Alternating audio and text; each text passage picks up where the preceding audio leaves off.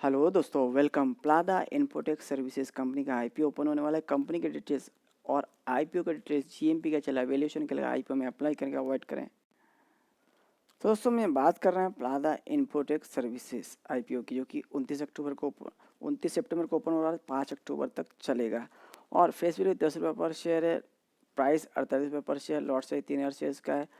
Total issue से 12.36 करोड़ का, जो कि पूरा ऑपरेशन कंपनी ग्रोथ में उपयोग में लाया जाएगा पूरा पैसा।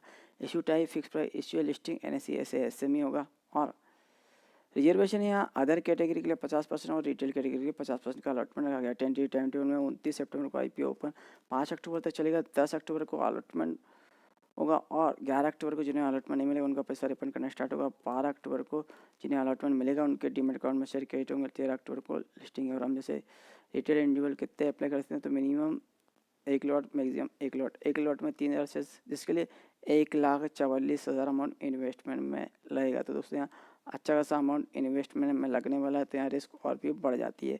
और HNI कैटेगरी में 2 लॉट जिसमें 6000 शेयर्स रहेंगे, 2,88,000 इन्वेस्टमेंट में लगेगा। प्रमोटर्स में श्री शैलेश कुमार दमानी और श्री अनिल महिंद्रा कोटक, ये कंपनी के प्रमोटर्स में। और आईपी के पहले प्रमोटर्स का होल्डिंग 89.50%, आईपी के बाद 62.64% रहेगा। और अभी कंपनी करती क्या, कब से मार्केट में? कंपनी की स्थापना अक्टूबर 2010 में हुई। और कंपनी यहाँ अलग अलग तरह की बिजनेस प्रोसेसिंग आउटसोर्सिंग यानी बीपीओ सर्विस यहाँ पे देती है, जो कि क्लाइंट के हिसाब से यहाँ स्पेसिफिक जैसी नीड है उस हिसाब से यहाँ कंपनी अपनी सर्विसेज यहाँ पे बना के देती है। और कंपनी अभी वाइड रेंज की अलग अलग रेंज की यहाँ सर्विसेज प्रोवाइड करती है। इसमें रिक्रूटमेंट हुआ, payroll management, merchant acquisition, field support, software solution, seller onboarding and account management, जो कि क्लाइंट के अकाउंट भी यहाँ मैनेजमेंट करती है, कंपनी मैनेज करती है।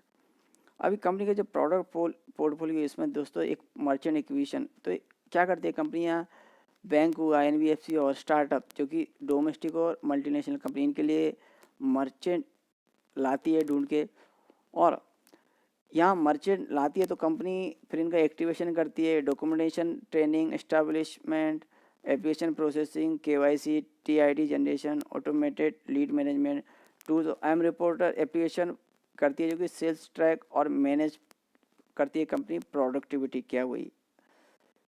तो ये सब सर्विसेज मर्चेंट एक्विजिशन में कंपनी देती है। और फील्ड सपोर्ट में क्या करती है कंपनी? अपने टेक्नीशियन रहते हैं, वर्कर्स रहते हैं, इन्हें और कॉन्ट्रैक्टर, इन्हें जो लोकेशन है वहाँ पे भेजती है।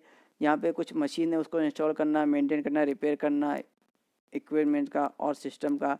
और यहाँ पे टीम है असाइन करती है टास्क, रिपोर्ट प्रिपेयर करती है और रिलेशनशिप जो कि क्लाइंट है कस्टमर से यहाँ मेंटेन करती है। और तीसरा है रिक्रूटमेंट एंड पेरोल मैनेजमेंट, तो ये भी सब कंपनी अपने क्लाइंट के लिए करके देती है। इसके लिए कंपनी के कुंडली का प्लेटफॉर्म है, इसके थ्रू ये सब कंपनी सर्विसेज देती है। और अकाउंट मैनेजमेंट, जो कि क्लाइंट के भी में कंपनी यहाँ पे कंपनी के मर्चेंट एक्विजिशन, इम्प्लीमेंटेशन और प्रोग्राम एक्टिवेशन, ये सब मर्चेंट एक्विजिशन ये सब यहाँ पे करके देती है।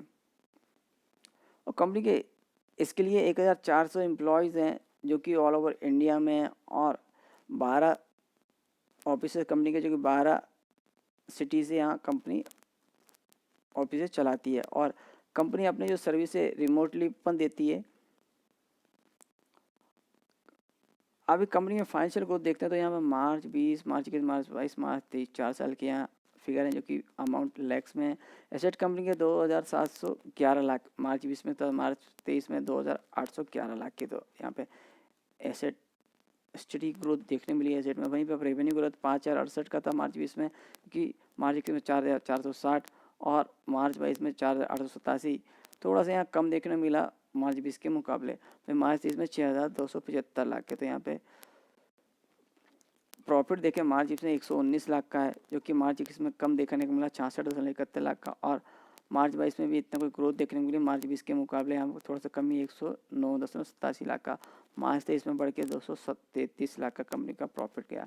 वहीं पर नेटवर्क 342 लाख का था मार्च 20 में, जो कि मार्च 23 से 752 लाख। और रिजर्व सल्फर 341 लाख के मार्च 21 में, जो कि मार्च 23 में 552 लाख। और कंपनी पे कर्ज देखें तो दोस्तों यहाँ पे मार्च 20 में 1989 लाख का कर्ज था, जो कि कंपनी का कर्ज 1952 लाख का हुआ। मार्च 21 में थोड़ा सा कम देखने को मिला, और मार्च 22 में और भी कंपनी ने थोड़ा सा कम किया कर्ज 1771 लाख का, और मार्च 23 में और भी कंपनी ने कर्ज कम किया 1654 लाख का। तो कंपनी यहाँ कर्ज कम करना चाहती है, अच्छी बात है।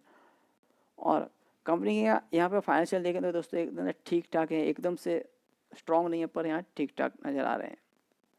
और आईपीओ लाने का रीज़न तो कंपनी को वर्किंग कैपिटल का रिक्वायरमेंट जो आईपीओ के पैसे से फुलफिल करेगी, और कंपनी को यहाँ पे लैपटॉप एसेसरी और आईटी यहाँ पे डेवलपमेंट करना है, परचेस करना है।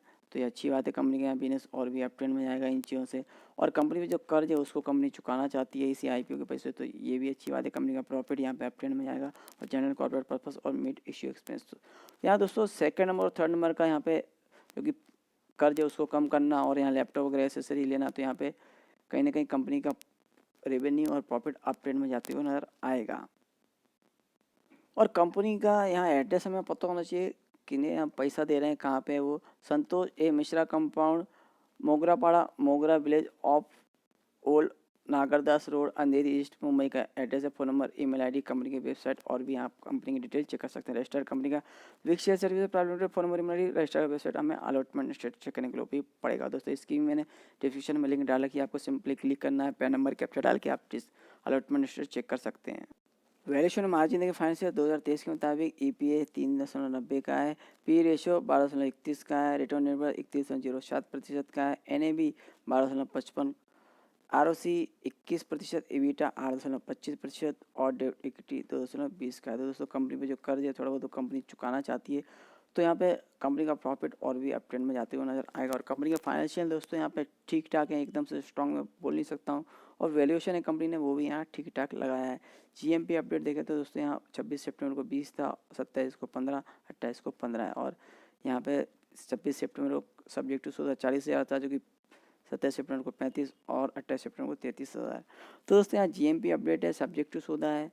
तो अभी इस कंपनी के आईपीओ में अप्लाई करेंगे अवॉइड करें, तो दोस्तों मैं बोलूँगा कंपनी के फाइनेंशियल यहाँ ठीक ठाक है, और कंपनी के यहाँ प्रॉफिट मार्जिन पे कहीं ना कहीं यहाँ पर प्रेशर नज़र आ रहा है। और हालांकि कंपनी आगे चल के और भी यहाँ रेवेन्यू ग्रोथ अप ट्रेंड में जाते हुए नजर आएगा, और प्रॉफिट भी यहाँ पे कंपनी यहाँ सुधारती नजर आएगी, क्योंकि यहाँ आईपीओ के पैसे कंपनी अपना कर चुकाना चाहती है, तो प्रॉफिट भी अप ट्रेंड में जाएगा और रेवेन्यू भी यहाँ बढ़ते हुए आएगा। पर दोस्तों अभी कंपनी वैसे तो अलग अलग सर्विसेज में भी, यानी कंपनी कहीं ना कहीं बिजनेस में कुछ भी एक सर्विस में प्रॉब्लम आए तो दूसरी सर्विस तो चालू रहने वाली है। पर फिलहाल इस लेवल पे भी दोस्तों मुझे इसमें लॉन्ग टर्म व्यू से इन्वेस्टमेंट करना बहुत बहुत रिस्की लग रहा है। और यहाँ पे लिस्टिंग गेन भी दोस्तों यहाँ लास्ट डे पे आप जीएमपी यहाँ 25 से 30% का रहा और सब्सक्रिप्शन अच्छा रहा, तो आप इसमें लिस्टिंग गेन के लिए अप्लाई करें। वो भी जो रिस्क ले सकते हैं, हाई रिस्क ले सकते हैं, वही मैं बोलूँगा इसमें अप्लाई करें, वरना आप थोड़ा अवॉइड भी कर सकते हैं, क्योंकि फिलहाल लॉन्ग टर्म यूज़ होते हैं। मैं इसमें बोलूँगा आप इन्वेस्टमेंट ना करें। तो दोस्तों और भी आईपीओ आ रहे हैं और भी अपडेट आते रहेंगे। अपडेट के लिए प्लीज़ लाइक शेयर और सब्सक्राइब चैनल।